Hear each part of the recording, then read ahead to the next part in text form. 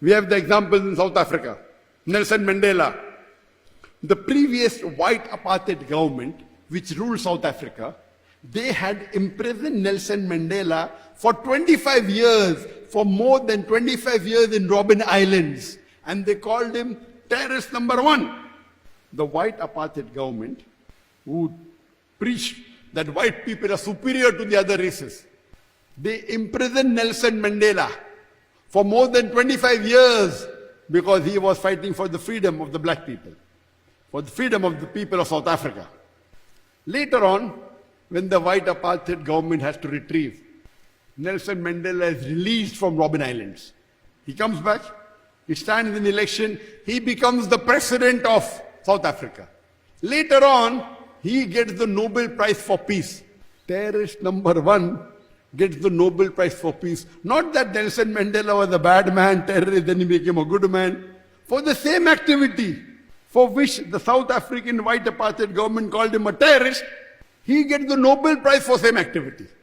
After he gets his freedom, after he's elected president of South Africa, the committee of Nobel Prize, they award him the Nobel Prize for Peace. Same activity. It's an irony. For the same activity, when he was called the terrorist number one in the world, for the same activity he gets the Nobel Prize for Peace. And you have several such examples. You have many presidents of Israel who terrorized and killed thousands of people, then they get the Nobel Prize for Peace. Menachem Begin killed thousands of people, was a terrorist, head of a terrorist organization. Terrorist number one. Later on, when he becomes the president of Israel, he gets the Nobel Prize for Peace. What is this? So what we come to know, that whoever is in power, whoever controls the media, whatever label they give, it gets stuck. Whoever is in power, whoever's power, whoever controls the media, whatever label, right or wrong, gets stuck. So that is the reason Quran says in Surah Hujurat, chapter number 49, verse number 6. Whenever you get information, you check it up before you pass it on to the third person. Don't just rely on, don't just whatever you get, forward. You see any news, forward it. Check it up. If you're not sure, don't forward it. And we Muslims also, most of our party, you see anything? It may be a fake video. It may be a fabrication. Today, to make a fake video is very easy. AI.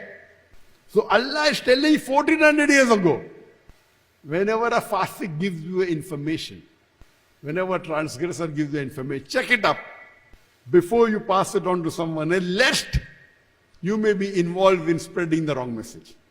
Today, you get something, you forward it without checking. Have you checked right or wrong? So you are becoming a tool of the Satan. You like it, you forward it. Have you checked it? If you get something, if you can't verify, don't spread it.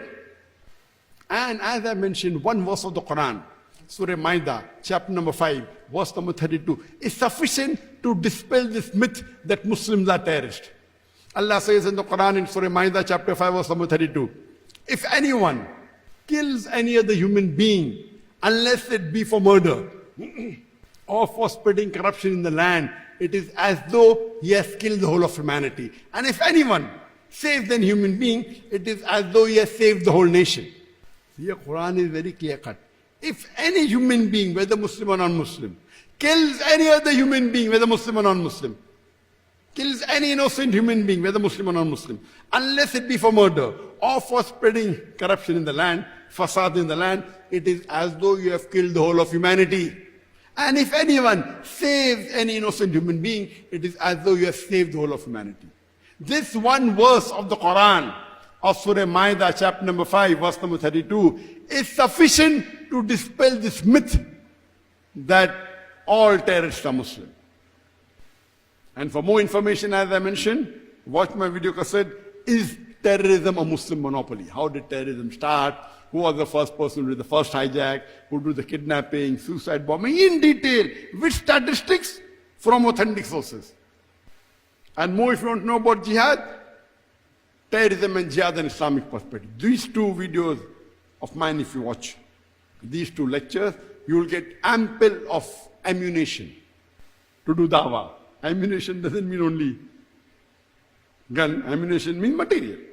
Here in context, ammunition means material for conveying the truth to them.